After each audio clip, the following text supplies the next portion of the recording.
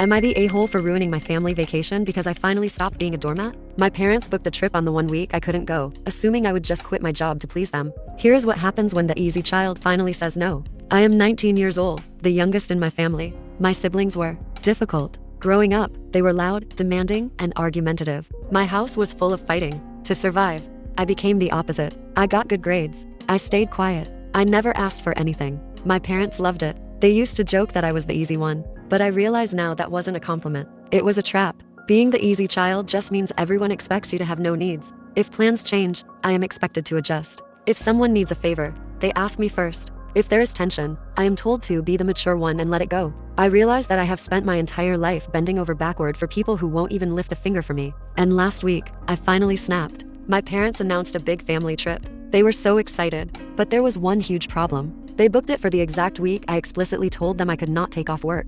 I was confused. I sat them down and said, "Hey, remember? I told you I have shifts that week. I can't go." Their response absolutely floored me. They shrugged and said, "Oh, we just assumed you would figure it out. You always do." I stared at them. They didn't forget. They just didn't care. They literally expected me to risk my job or magically pause time just because it was inconvenient for them to check a calendar. I looked them in the eye and said, "No, I can't figure it out. I am not going." The room went dead silent. They looked at me like I had grown to heads. Then the guilt trip started. They told me how disappointed they were. They said this was supposed to be quality time together. I asked them, if you wanted quality time, why didn't you ask if I was free? They had no answer. Now, they are treating me like a stranger. They say I have changed and that I am being difficult. But I haven't changed. I just stopped automatically bending to their will. I am done being the easy child if it means being the forgotten child. Am I the a-hole for feeling like I've always been a pushover and suddenly wanting to change?